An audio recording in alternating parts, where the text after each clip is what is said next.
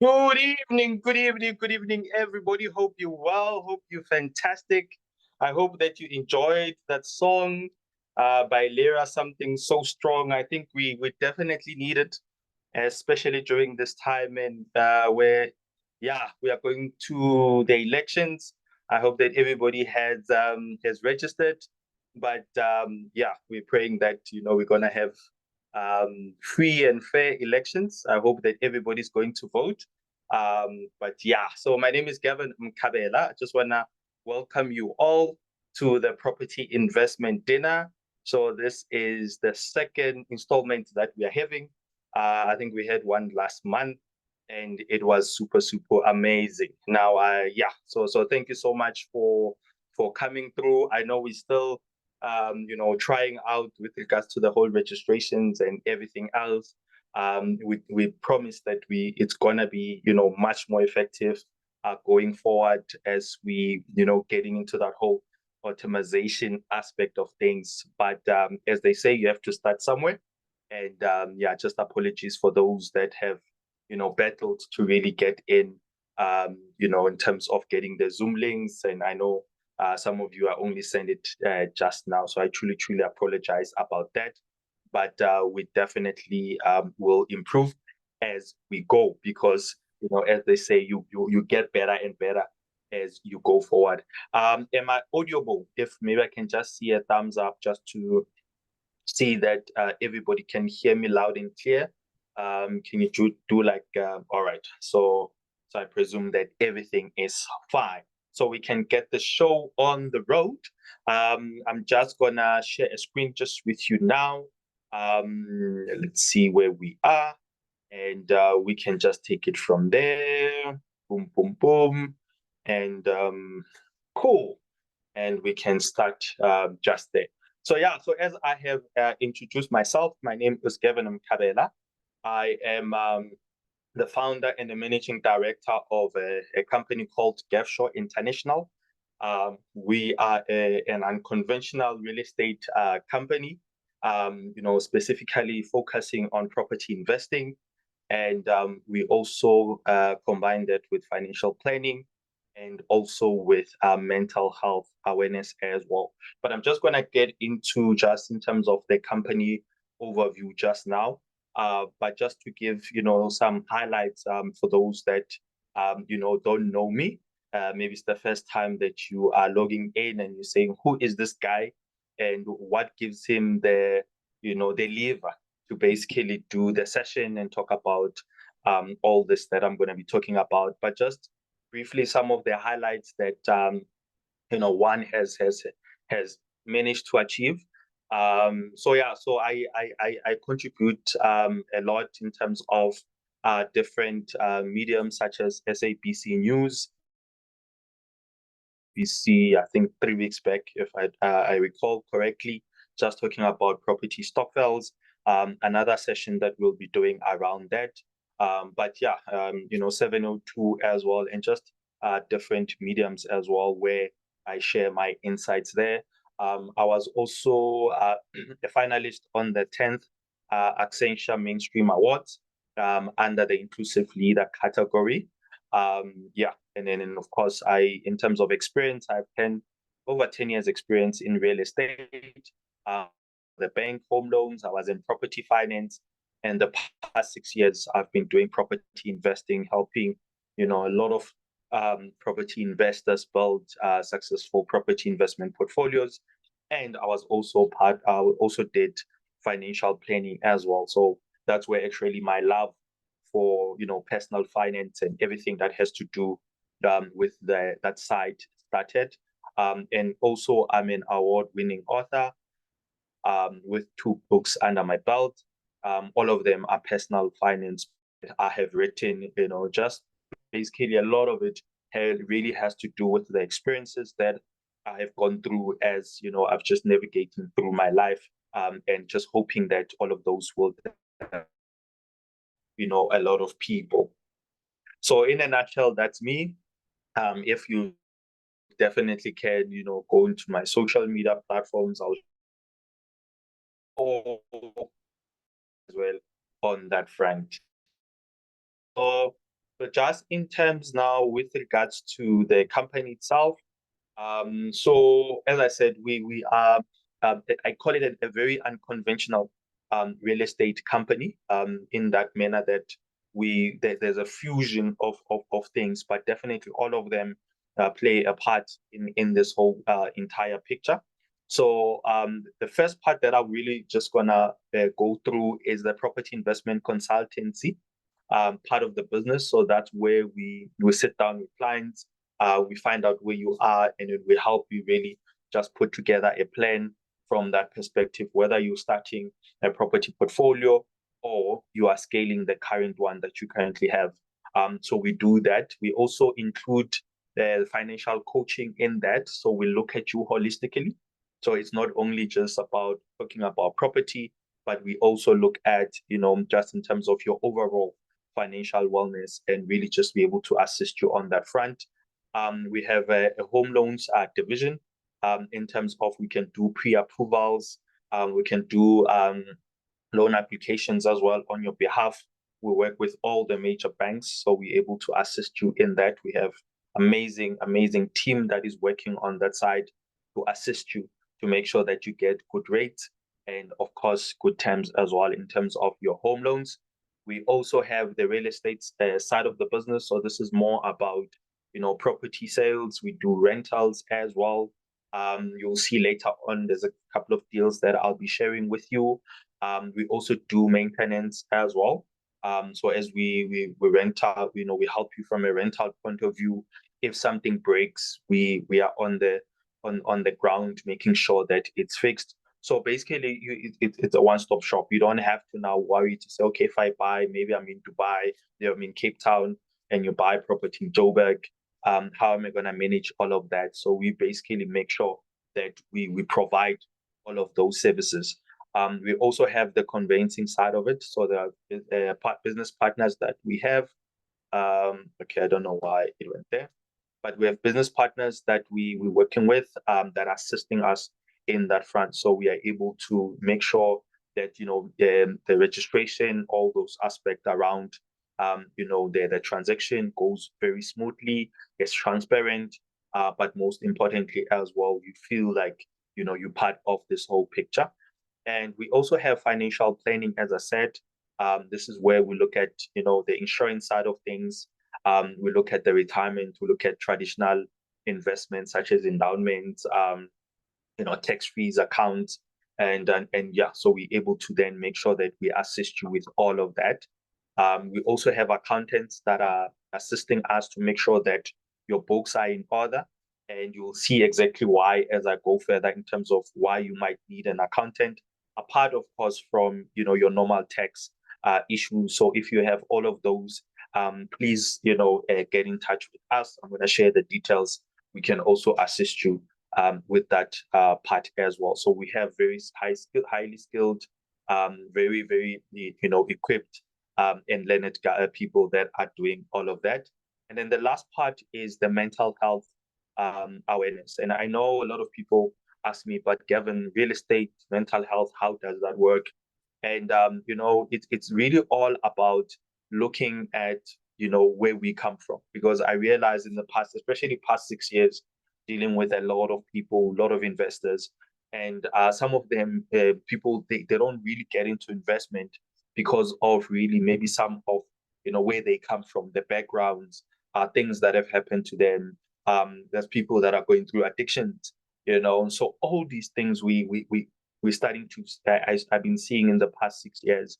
And for me, that's where I was like, what, let's create something that can also assist in that front. And that is why we have psychologists that are helping us, that we can be able to refer people to in terms of just helping you on that front. If there's certain things that are blocking you from, investing or even scaling, we are able to then assist in that. We are even now spreading it to, getting some coaches around, even from a relationship perspective, marriages, because that can also be an issue. And we have seen that. So we do now getting a lot of people that are becoming our partners to make sure that we provide a one-stop shop. So the whole objective around GapShaw International is really to create financial clinics so that you can get in, you can then be healed financially, from property to your budgeting to everything. That's where we are going, and we're hoping, and not hoping, we know we are gonna get there. And by your support, we definitely will do that. So this is in a nutshell how we are made up as a company. And yeah, as I said, if there's anything that you would be needing around the services, please let us know. I'll be able to share those details as we go. Cool. So now let's get down to the business of the day. So I am obviously just sensitive on the matter that there are people that haven't started investing already. There are people that are investors, that are seasoned investors as well. So I'm gonna try and really make sure that I balance the scale as much as I can. But as I said, there are still gonna be a lot of dinners that we're gonna be doing, and we're just going to be breaking down all of them as well. So just to be specific in a certain segments to also make sure that we cater for different levels in the journey of investors. But you might be asking, maybe first time to say, by why property? And even maybe you are investing, why property, especially now? Because I've also been getting a lot of that question in terms of looking at the micro macro environments. We're seeing a lot of challenges as a country, but in global space as well. So one could be asking, but why would I invest in such an environment? And one of the things that I definitely mentioned, and if you are writing, I think maybe just write down. There are two movies that I normally refer to that I advise people to watch. The first one is called 99 Homes. 99 Homes. So it's 99 and Homes. That's a movie that you can be able to look at. And then the other one is the book of Eli. I don't know if it's Eli or Eli, the one that Denzel Washington is the main character there. So both of these movies are based in a very hostile kind of environment. And let me start with 99 Homes. I don't really want to take too much away from it, but it's basically it's a movie that was, it depicts that period when it was 2008, when we had the USA housing crash, and it just shows that when we're going through bad times and challenges, there's always opportunities, and the people that are sitting there and saying, how do we make sure that we take advantage, they come out as winners, because this particular gentleman was a real estate guy, and of course then the crash came, nobody was buying houses. He became a foreclosure specialist, so he was that guy that went to evict people. So obviously it's not a great job, you'll see as you watch the movie, but he and no matter how you look at it, right? But I think what I took out from that movie is that he had the foresight to say, when people were going through difficult times and people were spooked to even buy property, they were selling it less to nothing. He bought 99 homes in that crash. And then you can imagine that what happened in 2010, when the market was booming again. And that's exactly where what we normally find in the market is that you will always have upswings, you'll always have downswings. So the whole idea is also just to understand that most of the time property is a long-term game. So if you have the good strategy, you definitely will benefit in the long run. But that's why we're also here to make sure that we assist you in that transition. So whenever we're getting these dips, like for example, now there's a dip, what are the strategies that you can implement during these times, right? So please get to those two movies, 99 Homes and watch the Book of Eli. I know that a lot of us have watched it, but I want us to, especially the Book of Eli, right?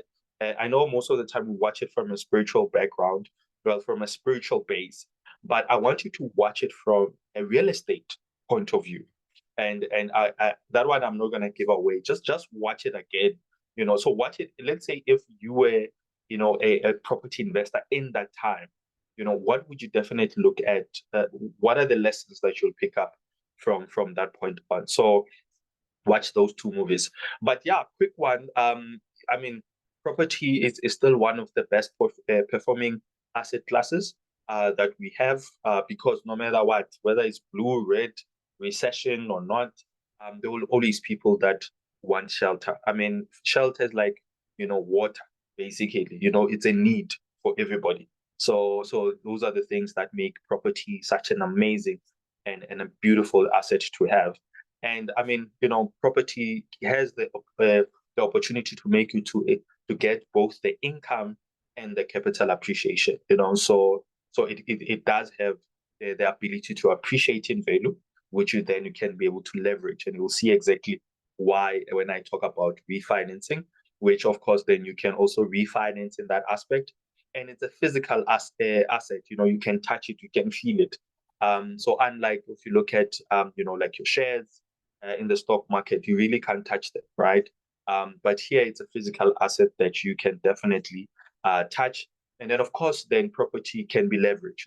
If you look at shares, no bank will give you money to go and buy shares in that particular bank, right? But they can always give you money to buy property. So that's where the power of leveraging, and that is why even now we're seeing even a lot of strategies that people can do, rent to rent, installment sale, so you can be able to do all of that. So there's a power in that leveraging aspect of things. Cool. So if that's not motivation enough, I don't know what it is, but definitely I feel that those are some of the powerful kind of reasons why one should be able to invest in property, right? And then, of course, now when we get into the different types of investment properties, now I always talk about two sides to the coin when it comes to property investments. There is the cash flow side of things, and then there's the capital appreciation side of things, right? So if we look at cash flow driven properties, a lot of the times these are properties that you seek to make a profit from day one, right? So that will definitely be your driver there to say, I want to buy into this property, I want to rent it out, and I want to make money as quickly as possible. So it could be day one, but it could be the opportunity that you have within this particular property. For example, it could be a standalone, but the yard cut would be big in a very good area. And then you can leverage against that, right? And then you start doing multi-lets where you now have multiple families living in that particular property. And then, of course, then it means that your income becomes bigger and bigger from that point on. So the main ones really, I think it will be the multi-lets, your Airbnbs, and your student accommodation. So normally when you get into those particular investments, you should be able to be gaining cash flow. That's very, very important. And then you have capital appreciation. So capital appreciation is where you buy into a property with the understanding that this property will appreciate in value in the next couple of years. Maybe it could be 2 years. But of course, all of that will be driven by, the economic activities around that particular area. Because as we said, in property investing, location, location, location, right? So you want to make sure that the location is good. The location that you are buying into has that opportunity for you to be able to see your property value going up. Because when now that property value goes up, that's where you have the opportunity to either refinance or to sell that property at the profit.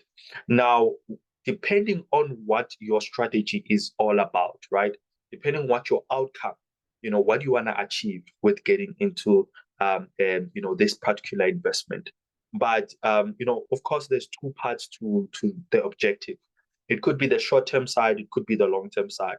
So short-term side is basically more about those people that say, Gavin, I don't want to keep this property for the longest of time. I want to get in, I want to make money, and then I'm done, right? So that could be flipping, right? So you can be flipping where you are buying below market value. You're turning around this property, then you are selling it, right? So that is basically the short-term side kind of strategy.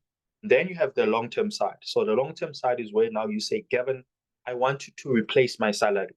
I want to get to a point where if I want to leave my work, I could do that if I'm working, right? And then I need to make sure that I have so much money that will supplement my expenses, and then I can live comfortably. So that's basically where now you're looking at, having a portfolio that can generate, right, this income. It's like having a golden goose laying a golden egg, right? So you want to make sure that you're getting as many properties as possible so that you can start generating income from that point on.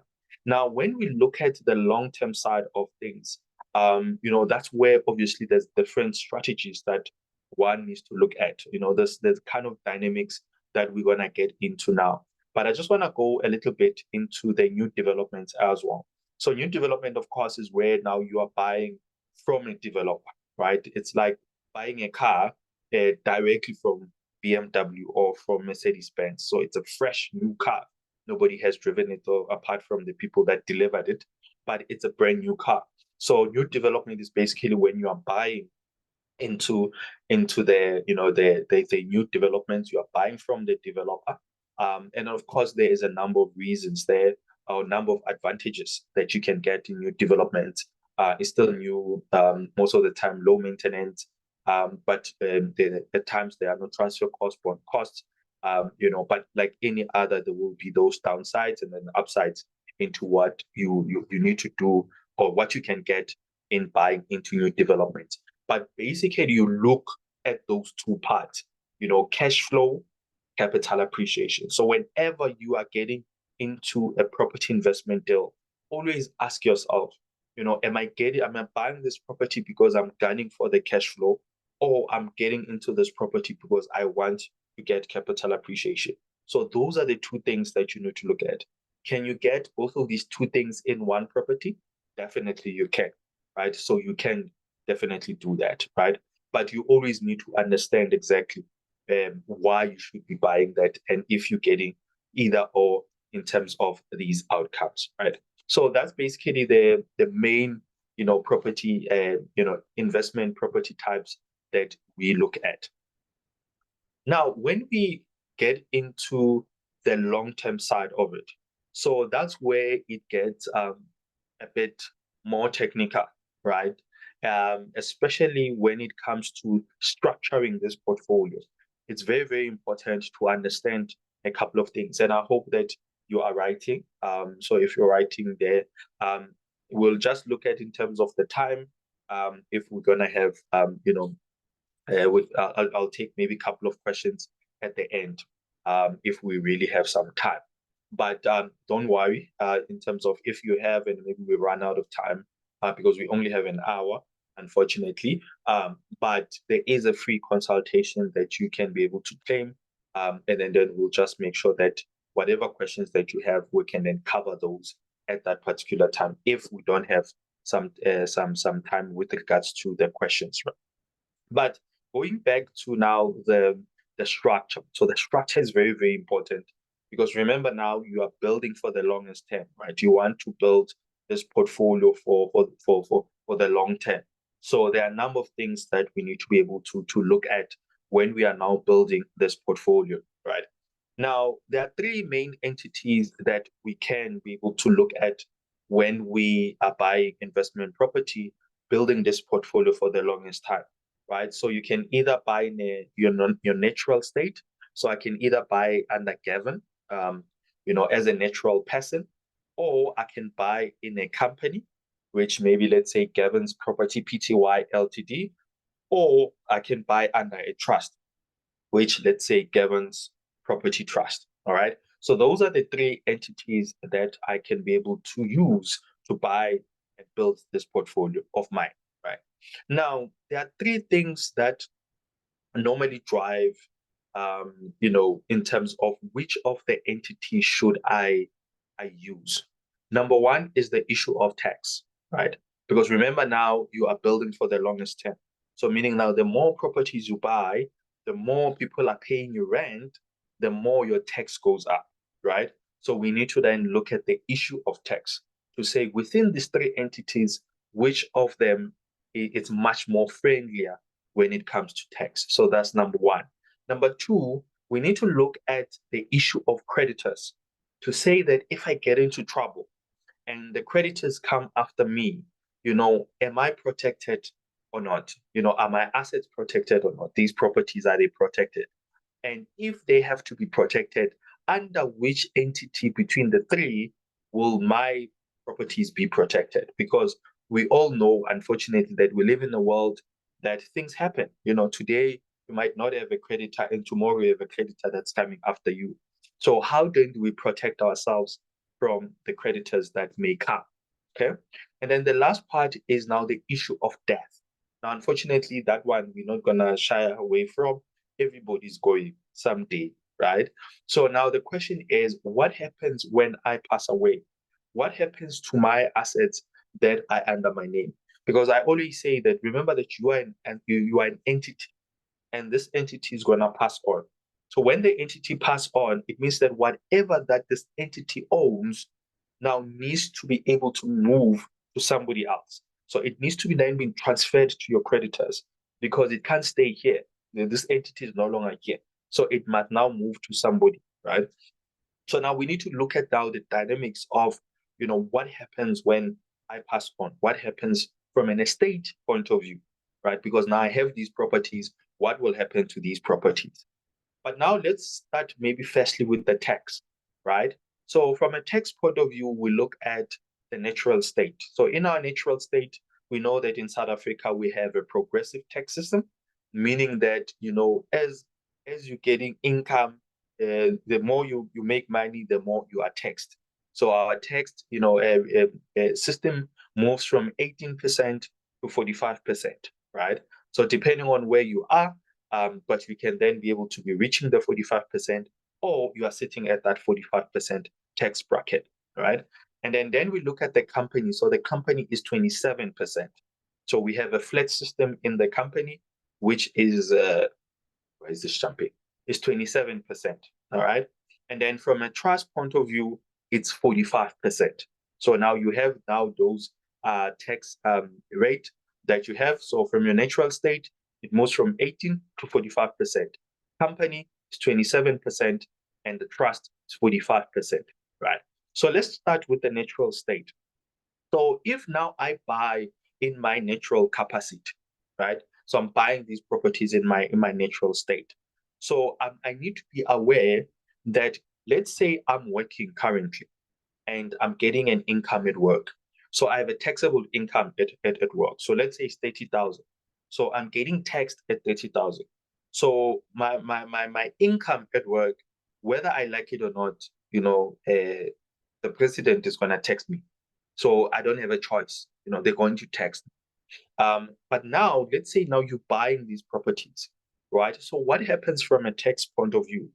It means that whatever the income that you get, especially when you're now hitting the profit side of things, so meaning that you are making profits out of this property, it means that now, I don't know why this thing is jumping, but whenever now I'm getting more and more income, so what will happen is that my tax goes up because I'm taxed by means of the taxable income that I have at work and the addition of these rental incomes that I'm making. So if I'm declaring now all of this, it means that they no longer look at me from a 30,000 perspective, but let's say maybe I'm getting another 30,000 from my rental properties. So meaning that my taxable income is gonna be 60,000.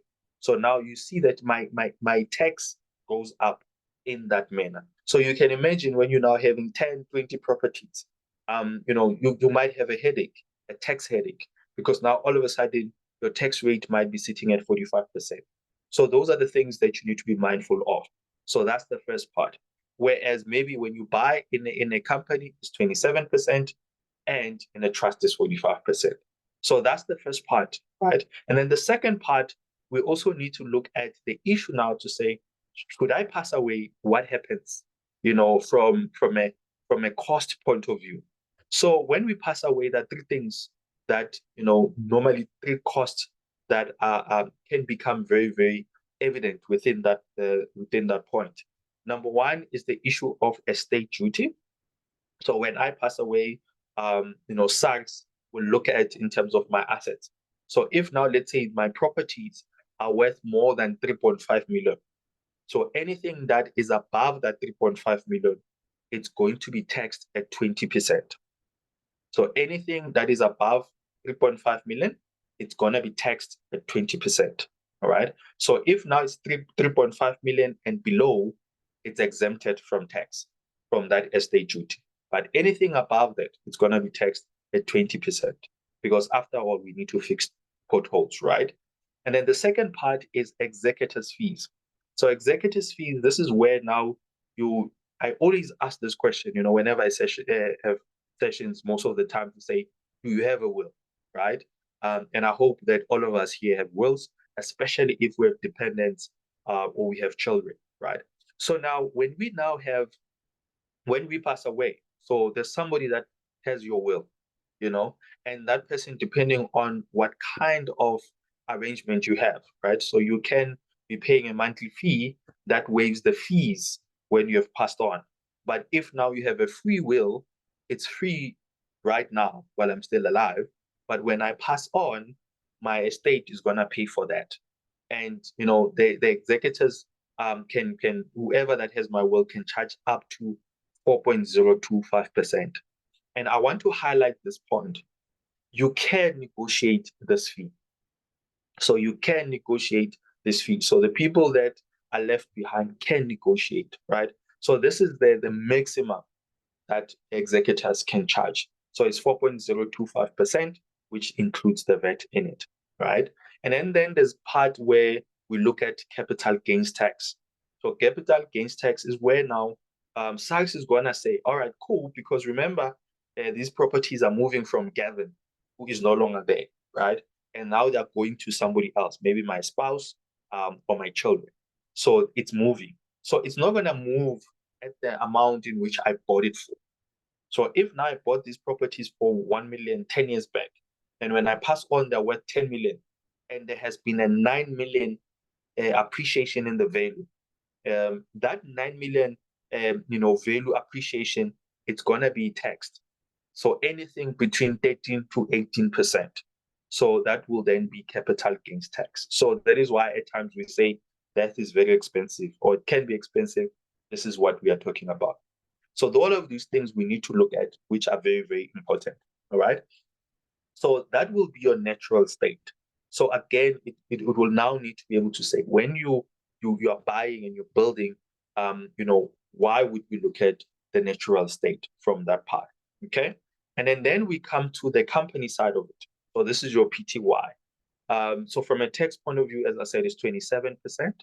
And obviously, there's also some benefits when you buy in a company. So some of it is that you can write off a lot of expenses. So, as long as they're justifiable, you can write off a lot of expenses, your phone, traveling, whatever the case might be. So whenever now you're putting those expenses, it means that your income is going to go down. And then subsequently, it means that the tax that you're paying also comes down as well, right? So that's some of those benefits. And then the other one is that, company is a separate entity from me. So I'm not my company, right? So there's Gavin, who's the entity, and then there's Gavin's Property Pty, which is now my company. So these two entities are separate, right? So that's the beauty about it. However, now, whenever you're buying property in a company only, it means that you are the director and the shareholder in this PTY, right? So now my shareholding in this PTY will still form part of my personal estate. So that's very, very important to note. So meaning that the shareholding, so let's say right now in Gavin's Property Pty Ltd, I'm sitting with 10 million worth of properties, investment properties. Now that value will form part of my personal estate when I pass away. So when I calculate it as part of my personal estate. All right. So that's some of the things that you need to be able to be aware of. If now maybe you're building a portfolio just in a company state. So that could also be maybe, right, a shortfall in a sense, especially if you have kids, especially if you have beneficiaries. right? But a lot of the times, if maybe somebody says, Gavin, I really don't have somebody that is, that benefits from me. Yes, I have family, but they're all taken care of. If I leave stuff, I leave stuff. It's fine. So that could be not a big issue. But if it's a matter of now you have kids, you have beneficiaries, you want to create a legacy, maybe just putting it in a company only might not necessarily be very, very effective. All right. And then we come into the trust part of things now. So when we get into the trust is where now to say, okay, I'm going to buy in a trust.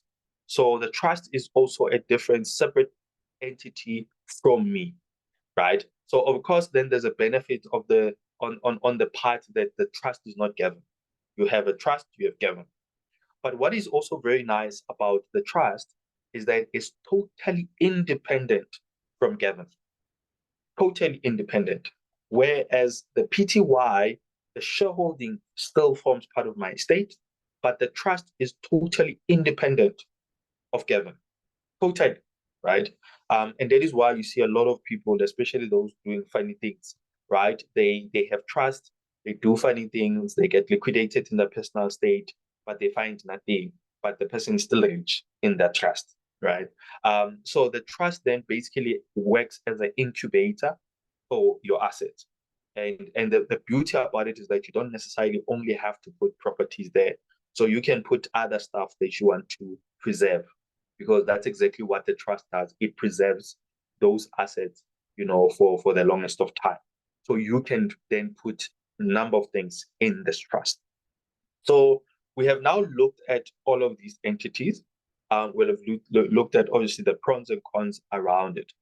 But maybe you might be asking to say, but Gavin, if I put it in a company, the shareholding still forms part of, my personal estate. So I don't necessarily like that. Is there another way that can help me to build this portfolio effectively, especially looking at the fact that I have kids, that I need to think about how do I do all of that? Now, there is another way that you can look at. This is where now we look at combining the company and the trust. So we look at both of those parts, whereby we say the PTY, you are the director there, and then the trust then becomes the shareholder in this company. So you have the PTY, which you are the director of, and then you have the trust, which now becomes 100% shareholder in this company. So meaning that you don't own the company yourself, but the company is owned by your trust, right? So remember, I said that the trust is totally independent from you as a person. So that's the beauty about it, is that now it removes any dependency from your personal estate. So whatever that is owned by the trust is owned by the trust, right? So when I pass away, the only thing that happens in that regard is that my name gets removed as the trustee, and then my beneficiaries take over from me. That's it, right? Nothing changes. And even the company, remember, the company is still a going concern as long as there's somebody that will take it over. So it's not like us on an individual basis where if we're gone, we're gone. So the whatever we have must move. All right. In a trust, it stays there. So that's another way that you can look at, especially if there's an issue around estate, your legacy, you want to make sure that all of this your kids can benefit for the longest of time, that kids can do that as well. So maybe that could also be a way that we can maybe use that for you to then build that portfolio. So basically you get best of both worlds. Number one, you get the tax efficiency, which is the 27%, and then you also get the protection from a trust. Because if now you buy in a trust only, the issue there becomes the tax. Because if you see now it's 45%. So in a trust, you get clapped from the first round of profit at 45%. So you can imagine it becomes an issue.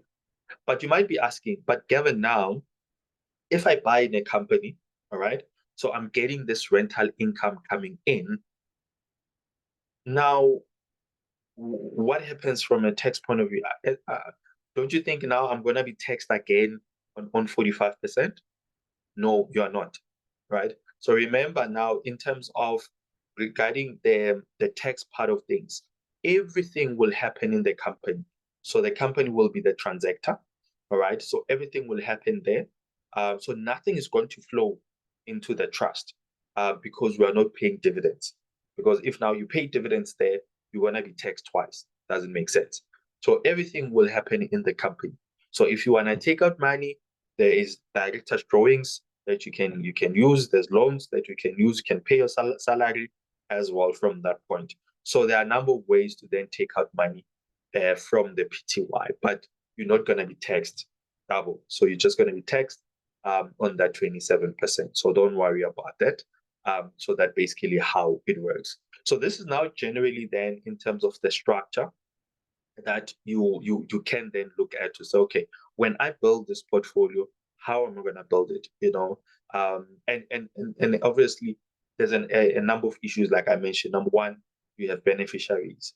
If there's people that are dependent on you, maybe you need to be worried about the trust and the protection aspect of things. But if you don't have, it's not biggie. You can maybe look at the company only. Because I think what's nice also about the PTY is that in the longest of time. So as you buy these properties in a company, this company, it depending how you buy it, of course.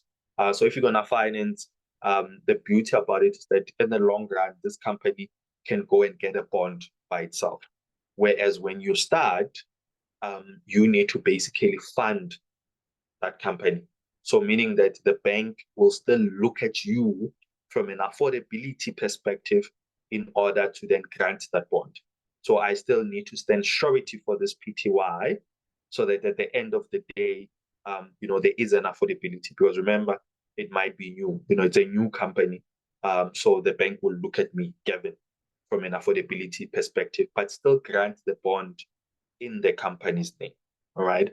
And then going forward, as I said, because now there will be some cash flow depending on the different types of properties and what the cash flow is looking like, then that company can then start generating its own money, its own credit profile, and then from that point on, it gets its own bond. So that's very, very key to understand. But as I said, don't worry about all of that. If you're really interested in just taking this further, as I said, on the consultations, I will then break it down again because it might be an overload. Especially if it's the first time, maybe you hear about it. Then I'll still break it down and you can ask questions from that part. Cool. Then of course, I touched on the part of the bank because again, after you look at the structure, the question is, do you buy cash? Do you buy via financing? So ideally, we advocate, and I advocate that you use the banks as much as you can because it gives you the power to leverage. And that's where we're talking about leveraging. And then because if, for example, I have 1 million and I can buy, one property with that money, but maybe, if I finance half of it, I finance maybe 2 properties, I can buy 2 properties from that point. So those are some of the things that, you need to also just gauge when we look at the issue of, financing. I truly, I'm an advocate of using the banks as much as you can because you're gonna scale much quicker if you're gonna finance. But I do understand at times, okay, I don't know why this thing it's just jumping around. But I do understand at times that people might not be in a space to go and get a bond, and that's okay. So maybe you can start with the cash, but then build up maybe in a company, and then through that, the company has a financial history, and then you can go and refinance whatever money that you've put in there, so that you can buy more properties. Because if you use the bank, you are able to move quickly. You're really able to move quickly, and that's why the power of refinancing as well. Because now there's 2 types of refinancing, and I'm just putting this because there were a lot of people leading to the dinner that were just as they register, there are certain things that they wanted to know, and in a lot of them, I saw refinancing coming up a number of times. So what is refinancing, right? So I look at it in two ways. That there is refinancing on equity.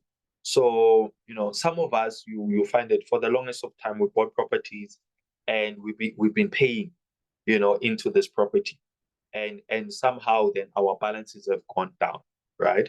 So you can go and borrow against that, right? So you can go and borrow against it. So let's say I've had this bond for the longest of time and I've paid 90,000. Initially the property was 100,000. So I paid in 90,000. And then I want to say, you know what? Now I know better. Maybe I can take out that 90,000 and buy another property, another investment property. So I can go back to the bank and refinance that. All right. So that's basically on the money that you have paid in. And then there is refinancing on the value appreciation. So meaning that when I bought this property, it was 100,000, but now it's sitting at 300,000. So meaning that the value that it has increased by is 200,000. So I can go back to the bank and say, bank, initially when I came to you, my property, my bond was my loan was 100,000, but now the value of my property is sitting at 300,000. So I want to now go and refinance that 200,000. And yeah, another name is a feather bond. So they can give you a feather bond because remember you are sitting on 100. Now they're gonna give you 200,000. So meaning that when they say yes, wonderful, you're now gonna be sitting at 300,000, right? So now with that regard, the beauty about it is that you can use that money to then build up to get more properties. So for example, we have a client now that we are refinancing part of the equity that's sitting in one of the properties. So we're gonna refinance that because she's busy now looking at this one property. There's an offer that has been put in there, and there is an opportunity to build more capacity in terms of putting structure so that the income goes up. But she doesn't necessarily have the cash physical.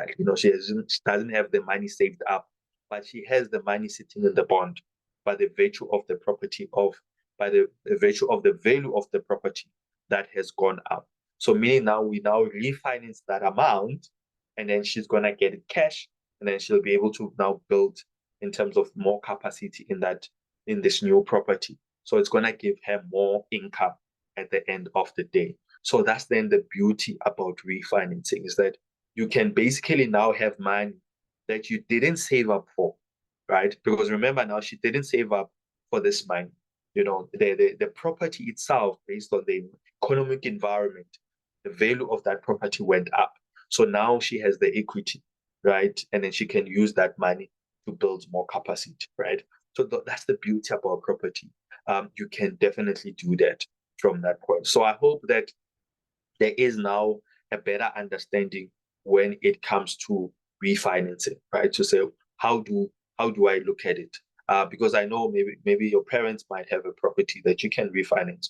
You might have a property that you can refinance, or somebody that you know, right? They might be sitting with the property. They don't know that they can do all of these things. But all I say is that when you refinance, please don't refinance and go and child the money and you know because I see people all of a sudden they find out like, wow, I'm sitting with 400,000, and then they refinance that amount, they close debt, and then it becomes a problem. If you're gonna close debt, it must be very strategic on that basis, and it should also then help you to build more income generating assets on that front. Cool. So I hope that this will give some clarity a little bit from a refinancing perspective. As I said, there's just so a lot of things, and I was trying to cram everything within this time. There's also another thing that I because I put this on the poster, and yeah, I got a lot of circles around the sex part because I again I knew that a lot of people don't know about it, or maybe you might have heard about it, but it's just yeah, I needed maybe to touch on it because it has come up a lot of times. So this is a deduction, so it's called Section 13 sex. So this is a SARS deduction, or you can call it a write-off. tax write-off that you can get from SARS. I don't know who came up with the sex part. I still need to find out, but I don't know. But yeah, but that's how it's pronounced. It's a Section 13 sex. So basically, what happens is that, maybe just to take you back in terms of how this came about. So way back, years going back now, years, there was an issue of people, migrating into urban areas. And then that's where we started to have the housing shortfall. So a lot of people came in, there was no housing. And the government had issues now to say, how do we deal with this housing crisis, which we still have, by the way, right? So part of the the strategy to then solve this problem, they started going to developers, and through that they started allowing them to write off certain expenses. So you can imagine, as a developer, if I can write off some of my expenses, that is good. It encourages me to build more. And that's where we started to see a lot of now developers starting to focus on the residential market, all right, to then help the government, but also help themselves, because they can write off the taxes. And then 2008, they then opened up, this incentive to investors like you and me. They said, look, if you're a private investor, you can also benefit from, writing off some of these expenses. But to do that, obviously, there needs to be requirements, right? So the number of requirements, number one, the requirement that they spoke about was that you need a minimum of 5 properties, new or unused properties, right? So they need to be 5 minimum. So basically, remember now is that they needed to encourage people to build residential development. So of course, if you're buying from a developer, they build more. So they said a minimum of 5 new or unused properties that you buy directly from the developer. Okay, but this extends further, in a sense that you can also claim this if you are building yourself. You can do that, but of course, you need to have like receipts that you can then put in place that can show to say, okay, this is the value of my structure, basically.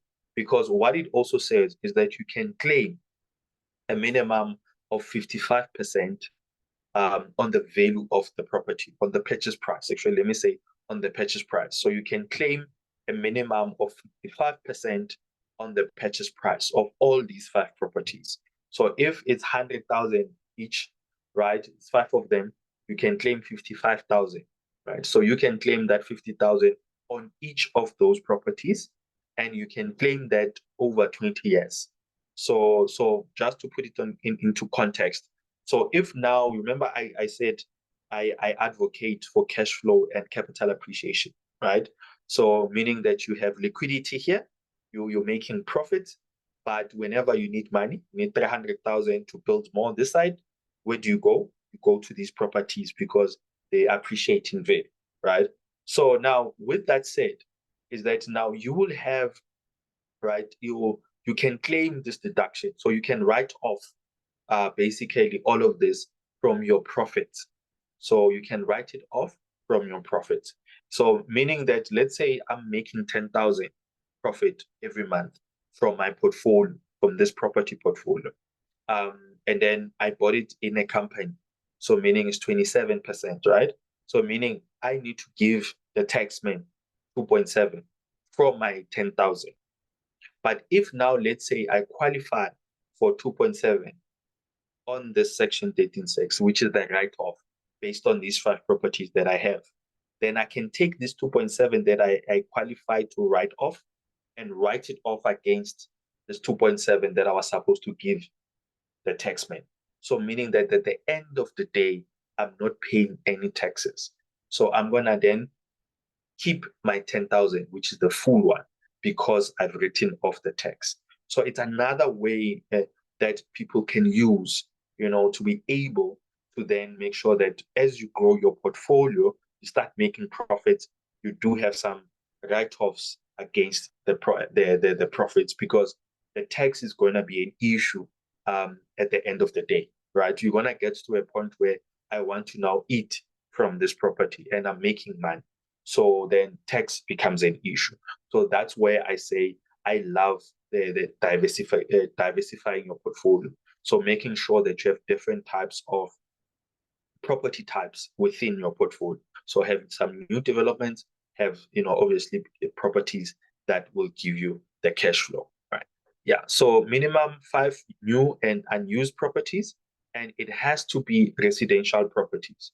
So you cannot now go and do it in a commercial space, like maybe a commercial property. No, it has to be residential, right? That's where it comes in. And then those properties needs to be from an investment perspective. So there needs to be a tenant that is there that is paying rent. So there has to be from an investment perspective. And then, of course, I said it's going to be deductible for 20 years. It's going to be deductible for 20 years, right? So what are some of obviously maybe the pros and cons? The I would say the pros is that it reduces the tax that you are paying to the taxman, right? So that's the beautiful thing, right? Especially as now you are hitting those profits, you want to reduce the tax as much as possible. But maybe one of the cons is that there is a clawback, meaning that if now, let's say you sell the properties before the 20 years, whatever that you have claimed, you will need to pay back, right? So you'll need to pay back. So you always need to make sure that at the end of the day, you keep these properties for the longest of time, and just maybe to make sure that it's above 5 properties at any given time, right? So that's very, very important to note. So that is the Section 13 tax. But I think what I'll do as we go, I will do proper examples for people to see, just to see exactly how it's gonna work from that regard. We do have a question. Let's see, we're already 8 o'clock. Can you refinance a property that you own? Yeah, you can do that. Definitely. That's the beauty about it. In short, paid off property that can be used as cultural. Absolutely. Absolutely. You can do that. So basically, refinancing doesn't necessarily mean a property that's still under finance. You can have a property is paid up, and then you want to put a bond on it, and then you take out the money. Actually, for me, I always talk about the issue of sweating the capital, or sweating the equity, meaning that I always find it problematic to be sitting with paid up properties, unless if you're not looking at maximizing your income. But if you want to maximize your income, if you want to build more, your portfolio, you want to build a property investment portfolio, I definitely do advise that you look at refinancing as much as you can. So don't hold on to properties that are paid up, especially if they are under your name. Please, please, please, because I always say when you have properties that are under your name that are paid up, it's like you're holding a loaded gun that you're busy playing with it, and you might shoot yourself, right? Because if there's anything that happens and you have a creditor that comes after you, they're gonna come after those properties, right? So it's very, very important to know that. So in that regard, it's either you refinance them, so you put some debt in that property, or you move it basically into maybe a trust, all right? But just to hold it in your name, it is very, very dangerous, very, very dangerous to do that. But yeah, definitely you can be able to then refinance, those properties. Cool. Right. So we are moving because of time. So then it's just that the last part of it, just the deals that we have currently, that you can then definitely benefit on. So the first one is we have 2 properties in Cosmo, that we have currently that we amazing, amazing, amazing. So if you look at on the side, so you'll see that these two, so basically, one owner, and then you have these 2 properties that are next to each other. So it's corner stands, and in Cosmo Extension 10, it's a very, very nice, quiet part of Cosmo. and very, very high demand in terms of rental. And what's nice about it is that so currently both of them are tenanted. So we are looking at around 5.5, but we are going to increase the rental. So we're looking average there, it's around 6,000 for a 2-bed, 1-bath. And yeah, so the beauty about it is that it does have an opportunity for you when you then buy it to basically get financing, such as like our Uma stand from TAF. So you can be able to do that. And we were looking to get at least two, maybe one owner that or one buyer to buy both of them. But if you want to buy one, it's still fine. So the one that we have here, it has approved plans for 5 units, but it can be more. So if you want to extend it, you can definitely extend it. So there is a future, opportunity income there in terms of moving even beyond 20,000 every month. And of course, because it's in the township, there are no levies, so it just rates and taxes there. And then we've also put in the free rental management for 1 year. So for 1 year, if you come through, then we're not gonna be charging you any management fee from that part. And because, as I said, we are working with people from a conveyancing side of it, we can look at some discounts coming through from that part. But yeah, amazing, amazing, amazing opportunity. As I said, if you want to know more, maybe even we get some viewings, please hit me up when we are done. Then we can be able to then arrange that, or we can just discuss further. So because I'm just mindful of the time. So we are starting at around 920,000. But as I said, if you come through, we can have a discussion from that part. And then the second one as well, so that will be the next door to that. It's a similar situation, but that one is 6,000. The current tenant that is there. And then as well, they basically next to each other, which is super, super awesome. And I mean, with regards to Cosmo, it's just growing even bigger and bigger from that part. And as now a lot of people are looking at just downscaling, going into much more affordable spacing, that puts you at the right kind of position. So let's have a discussion when we are done. We also have another one. So this is a block of flats. So again, if you are interested in that, please hit me up. Then we can get a full kind of analysis of all these deals. So this is a block of flats in Rosettenville. It's in High Street. Currently sitting with 90% occupancy. Of course, there are so many things that we are doing now to then drive it to 100% as we take over from that part. And then it comes with the full caretaker, and the current rental that you get there is 53,800 rand. And then the beauty about it is that we're sitting at the valuation of 4.2. So then going back to that refinancing, you can basically then refinance from that part. And it also on this one comes with the discounted attorney fees, so we can look at negotiation on that. And then we also have Taffontein. So this will be in De Villiers Street. This is again a block of flats as well. So this one is 80% occupied. It also has a full caretaker from that part, and yeah, the rental there is around 50,500 rand, and then the valuation is sitting at 3.3 million. We also throw in there discounted attorney fees. We also have a student accommodation. So this one is in Brixton. It's 30 beds that are approved by NEFSAS and UJ accredited. Currently, it's sitting with 20 students. So we're basically going to be driving to get it to full capacity.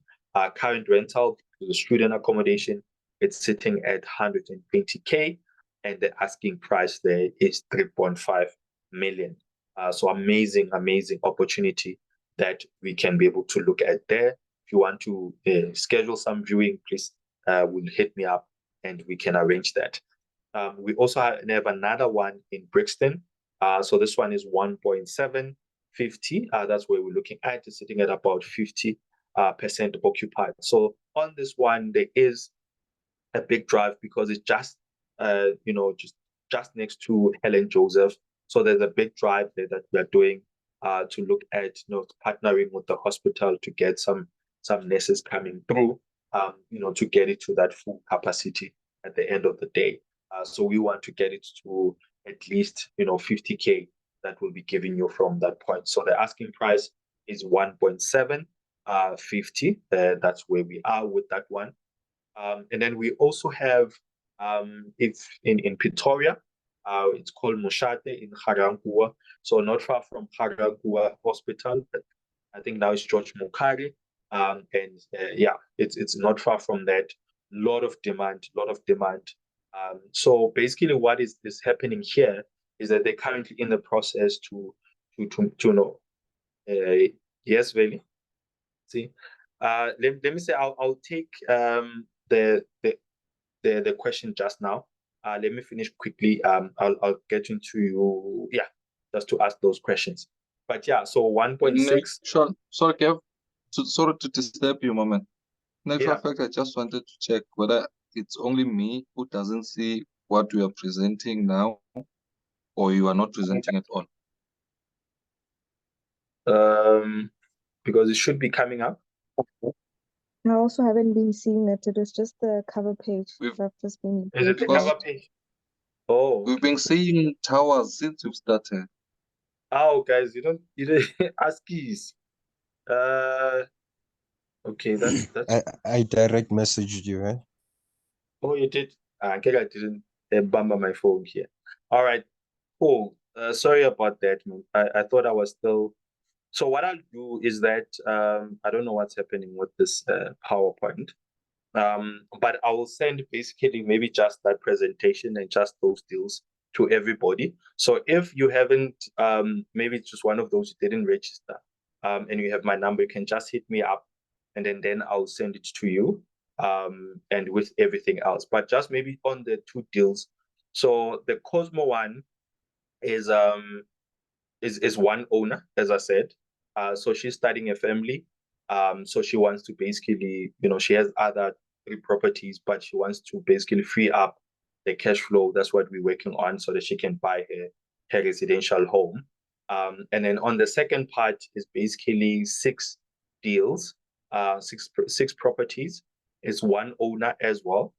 So he's basically want to free up some cash. He's going into industrial. There's something that he's working up on that. So that's basically the why they're selling on both sides. So yeah, but anyway, as I said, if you are interested just to get more in terms of that, those properties, please hit me up, and we can then just discuss even further. We will also arrange some viewings as well on that part. I truly apologize. I don't know what happened on that part. But guys, you left me to just finish without. But anyway, it's fine.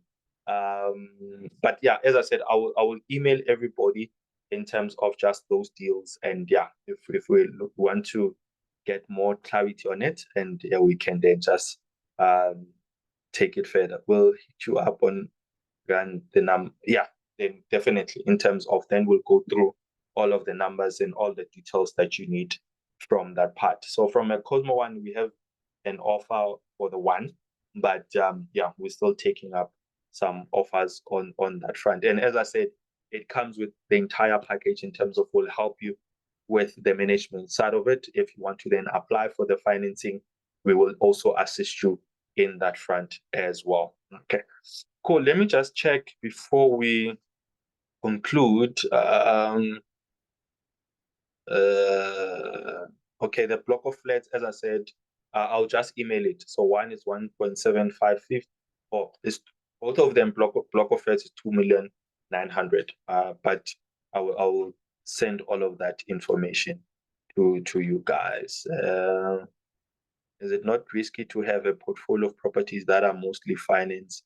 Don't pay.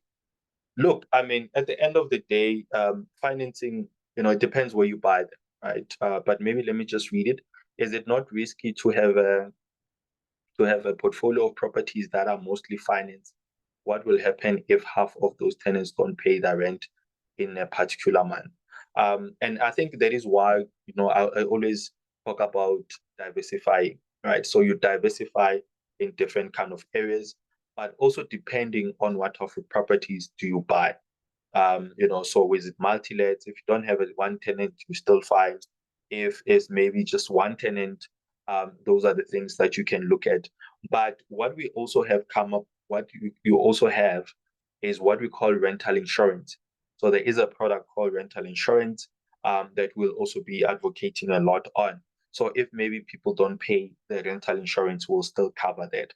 But I think what we are doing now in terms of our approach just to help property investors is that we are starting to really mobilize, depending on the area itself, going to get tenants, whether is partnering with corporates around, companies around. Like for example, as I said with that one, Helen Joseph, is that there's a couple of things that we are working on from that perspective that starting to help us to get more tenants by virtue of those partnerships that we get into. But I mean, like any other thing, so any investment will have the risk part of things, but it's all about how do you mitigate. So like your rental insurance could definitely help.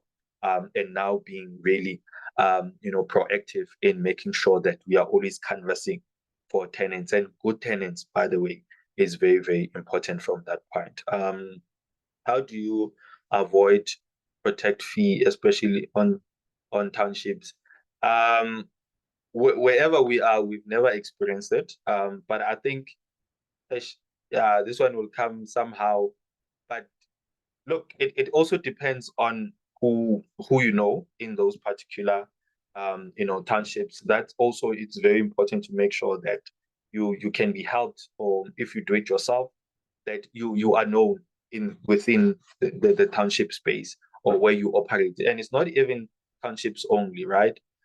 It's everywhere. So it's always very important to make sure that you are not, if you are not doing it yourself, when you have people that are doing it, are people that are on the ground, so and that's very important, where the people that are managing your properties, you want to make sure that are people that are, they're on the ground within that particular area, not somebody that just, basically they put in a tenant and that's it.